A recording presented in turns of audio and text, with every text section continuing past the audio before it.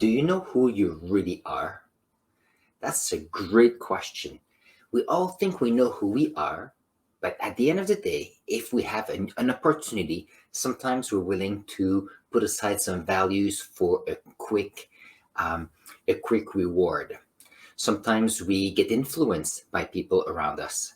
Sometimes we influence others to do things that we like or we need, and knowing that sometimes it may not be the best thing for them. So the big question is the following: who are we? It's important to better define our identity, and that is the purpose for tonight's video. When you think of identity, you always think of someone that has values, someone that has experiences, and also someone that would have the habits to so that we can rely on that person very nicely. It is their identity. Now, if this is the new year, we're thinking about the goals for the year. We're thinking about possibly for some resolutions. But in order to be able to achieve goals or maintain the changes needed by resolutions, we actually need to set the habits to be able to reach them. Now, to set habits, it sounds interesting. Well, I'm going to drink less coffee. I'm going to eat less this. I'm going to do more exercises. But habits requires us to make changes. And when we make changes, it's not that easy, especially if we have an identity that sometimes are playing against those changes in habits.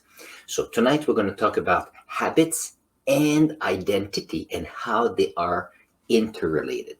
Because once you define who you are as a person, once you acknowledge who you are as an individual, and then you set the habits that are in line with who you are as a person, there's no other possibilities that um, these habits will becomes a regular aspect of who you are. Because keep in mind that identity doesn't have to be set in stone and not change at all. It does change. And let's see how in the next few minutes how we can think about identity, how we can reformulate who we are so we can achieve more. So let's see what they are.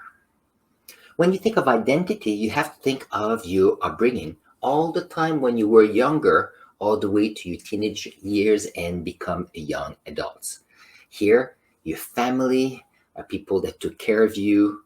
We have a school we went to, things we've learned there, our environment, so this town, the cities, the regions where we grew up.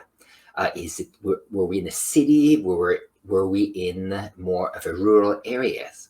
All of those environmental aspects affected who we were as an individual.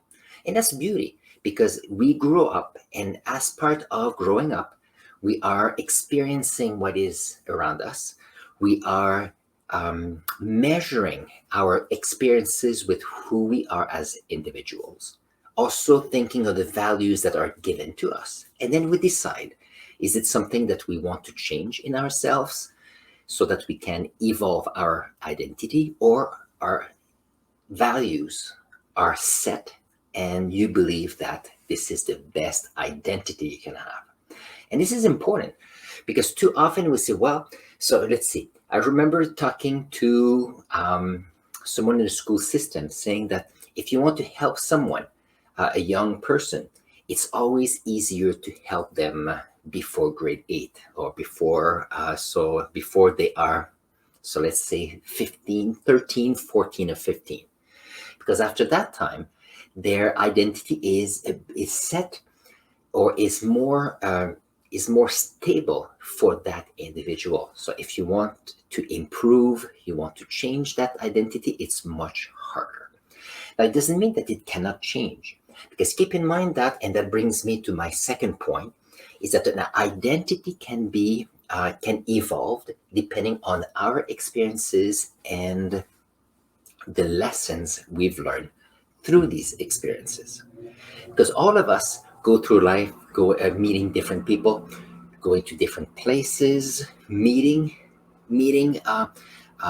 requirements that make us that we have to challenge ourselves to come up with solutions. And what happens is every time we have a life's lesson, we have to look at ourselves saying, okay, this is my identity. Does it fit with my identity? Do I want to change who I am? Or do I want to change the environment? Do I have to change for safety? That's a good question too. So here, if you think of identity, we have our upbringing, but we also have the lessons we learn. And now keep in mind that the older you get, the more experiences you have. And the more experiences you have, the more lessons you have. And here there's a few things that can happen. Some people may have a very closed mindset, and therefore they're set in their ways. And regardless of the experiences they have, they will remain who they are and the way they are. Let's see if I can bring the mic here.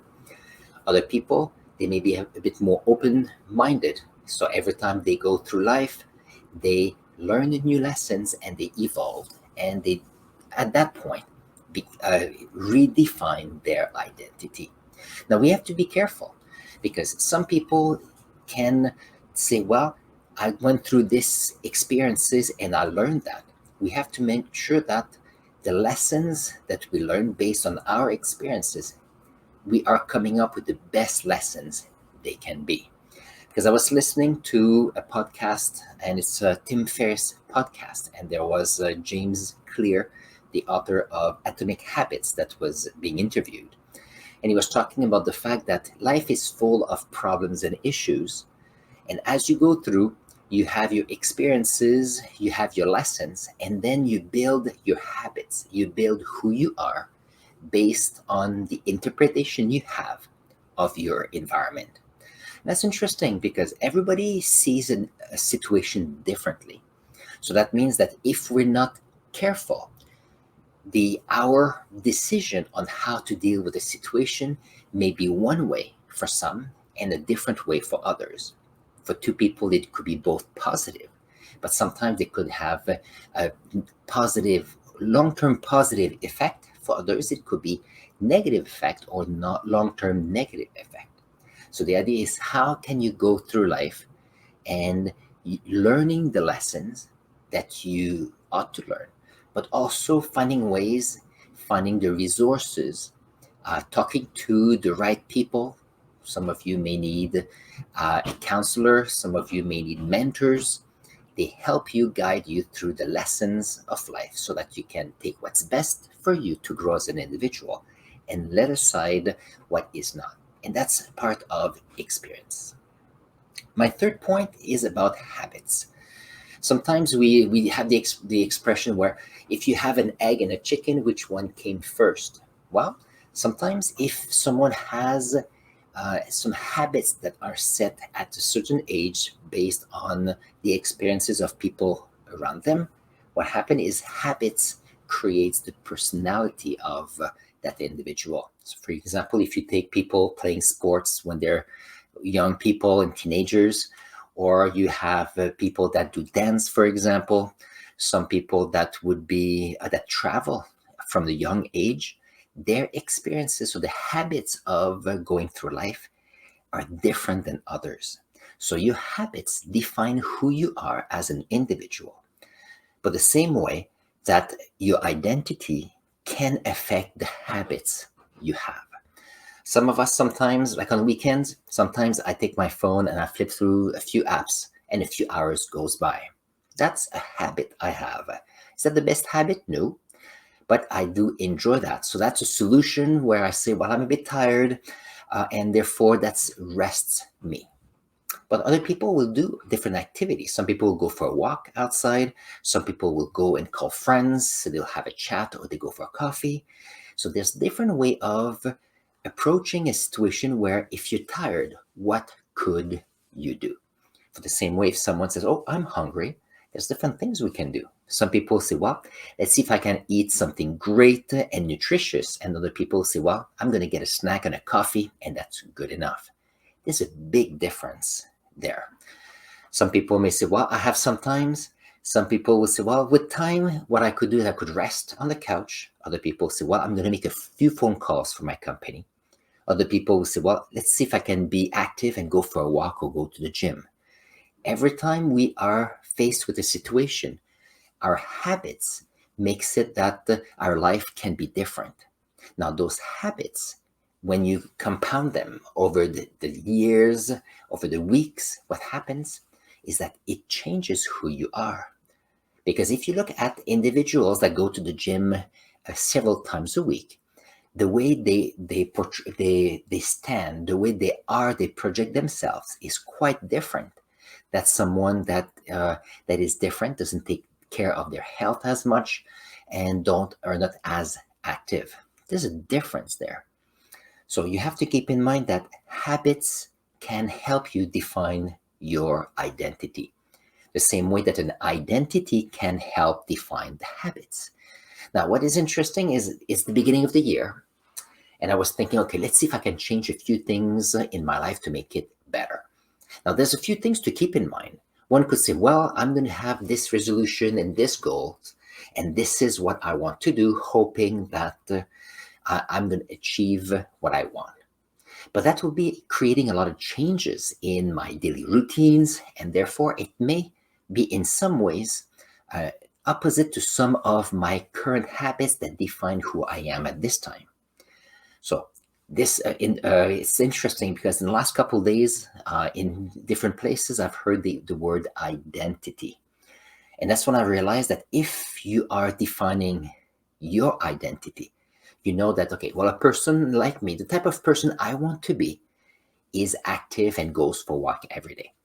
So a type of person like me are eating amazing food and nutritious food every day. Or a person like me, or the type of person like me, will read something new every day to learn something.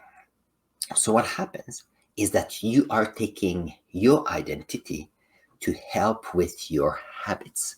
And I think that is a much better way to approach life. So not just setting goals and steps and things and a process, which is great, it works well. But if you are focusing on your identity and who you are, knowing that where you want to be, you are making decisions to evolve your identity during this year, for example, or over 3 months. And that, I think, will make it easier for you with your habits to make sure that it happens. So that is my goal for this message right now. So if you want to have new habits to achieve new goals, define them as per your identity, or how you want to see your identity in 3 months or in 12 months. That is quite different. So I want to take care of my health this year. So I want to take a few steps to make sure I eat better and I'm more active. But at the same time, I'm going to look at, okay, what will be my new identity in 12 months? My new identity will be a type of person that is more active, that has more energy, and as well will be happy to do all kinds of different activities. In order to do that, the type of persons that needs to take some steps. And that is where my habits will change. And this is how I will make my goals come through this year. So let's work together on this. And I'll see you in the next video that I'll post. Oh, I'm going to put it on this side. I checked and see how things were going. So the next video is here. You'll see we have a journey ahead of us to be better people.